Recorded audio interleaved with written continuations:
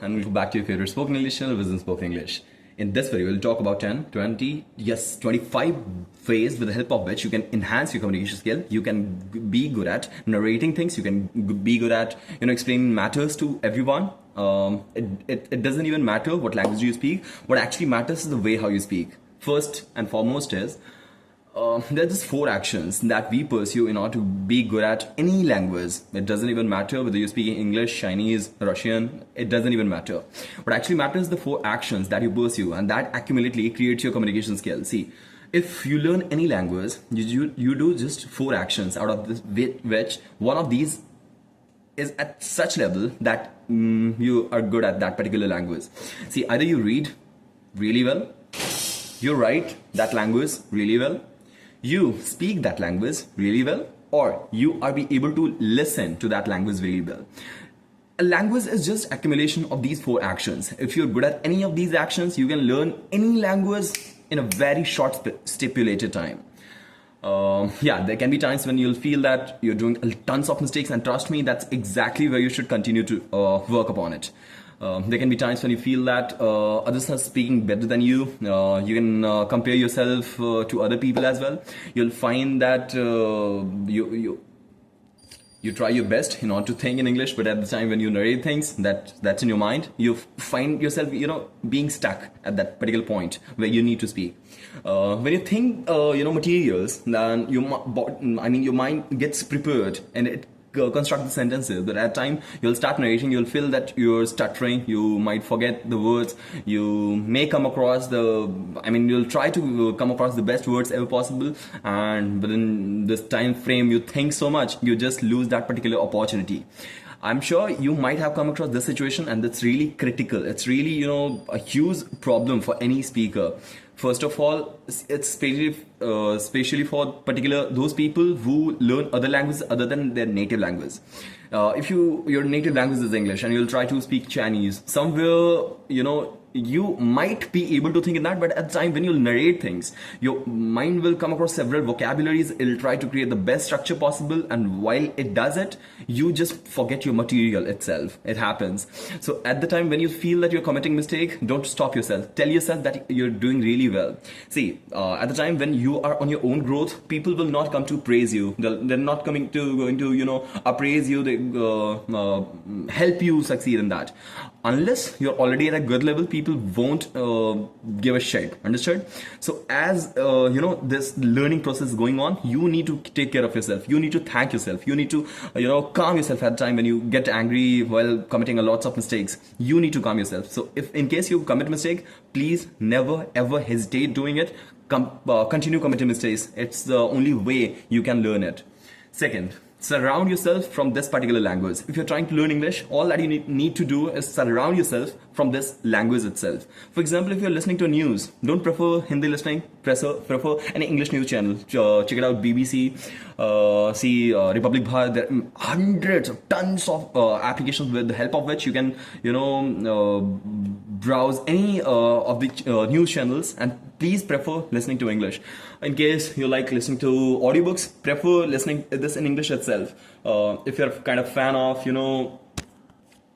in case you're self-help obsessed just like me, then definitely you should check out several applications. For example, Headphone 8. These applications will help you to come across hundreds of audiobooks, and with the help of which you can observe the speaking style of different accents, speaking style of different explanation skills.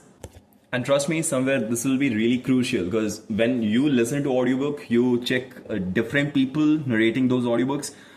So your mind analyzes that which person speaking the particular word in a really great way, and which pronunciation should you prefer speaking at the time of speaking.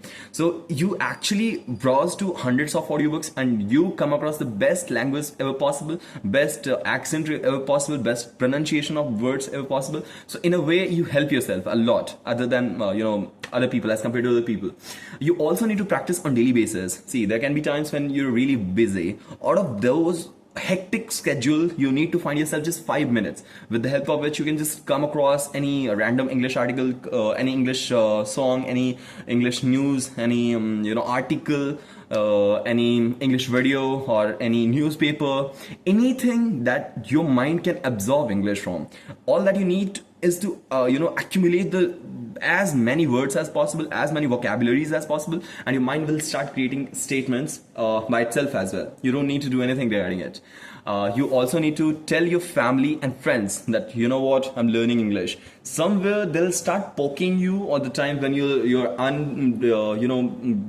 motivated, where you feel that you're not practicing enough. People can be behind you, they can teach you, they can force you that nowadays, I'm not seeing you practicing, is there anything wrong going on? You've just said. So tell your surrounding, tell your neighbors, I'm not saying everyone, but your acquaintance upon which you can trust, understood, who can help you in critical circumstances.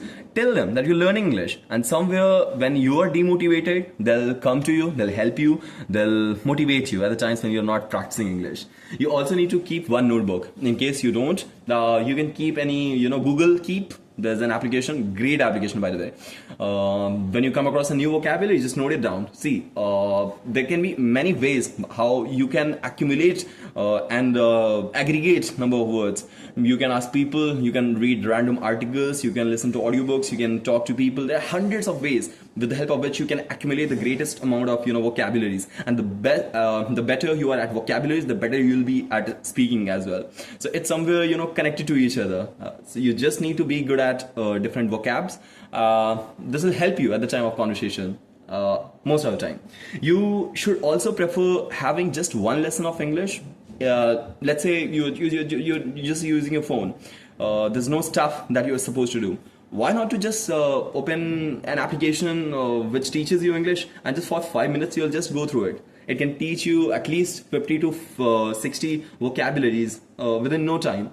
So somewhere it's really beneficial for you. Somewhere it's really crucial for you. All that you require is 5 minutes of time. You just gave it to this application and it helps you to practice your English.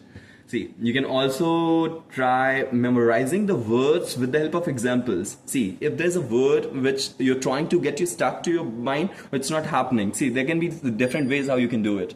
You can put that particular word into statements. If you learn with the help of context, it will be helpful for you more than ever. See, if there is a word which you're trying to learn and it's really hard for you to do it. For example, let's say the word acquaintance. You're trying to learn it, but it's really hard for you to do it. What you need to do is look at people who are near your surrounding, since the meaning of acquaintance is the person whom you know very well. We call them acquaintance. So why not to look at the people whom you know really well and say that these are my acquaintances. So this way, if you put this word into context, your mind will learn way better than if you had just learned the meaning. Understood? So if you learn with the help of context, it'll be way beneficial than other ways of learning. Now, have you ever observed that on certain durations, your body is really active, and at certain durations, you find yourself really lethargic? See, everyone's body is constructed in such a way that at particular time, it remains really productive. At particular time, it doesn't want to do anything. So you need to ask yourself, at what point of time you find yourself really positive? At what point of time you find that you're really productive, you're really energized, you're really active? You need to find your particular spot, that hot spot, where you are the most productive human on this bloody planet. You need to ask yourself. See, this can be your 5 a.m. in the morning, this can be late 11 o'clock at night. So everyone's body is constructed in different manner. It has their particular schedule on which it remains really productive. You might have observed that sometimes when you do your homework, you do it really quickly, and particular time when you try to complete your homework, you find it really boring, you find it really uninteresting to complete your homework. So it's really your body clock, understood? At particular time, your body remains really active. At particular time, it finds that it needs more, I would say weight, relaxation, rest as compared to other times. So you need to ask yourself, at what point of time you remain really productive, and you should learn English at that particular time only. So in a way, it'll be more beneficial. See, if you work out in afternoon, it's, you know that this won't work out at all. Understood? But if you work out at the time when you wake up early in the morning or in the evening, sometimes you might find it annoying. So it's like your body knows at what point of time you need to work and what point of time you need your body to take rest. You need to find that hotspot in your body. At what point of time you find yourself really productive. At what point of time you find that you're kind of, you know, feel boring. Don't you ever dare to learn English at that point of time. You can also do certain things like remembering word with the help of examples, using them in context. You can also plan a random test for yourself. For example, you look at your surrounding and try to narrate the things. Like, what can you see in your surrounding? Like, can you just narrate the things that can be observed by you? Are you even good at this? If you are, then you're already hats off to you. You can learn more things, like you can just choose any random topic. You can select any random topic, and then upon that topic, you can narrate your views, your thoughts, your point of views without having a single break.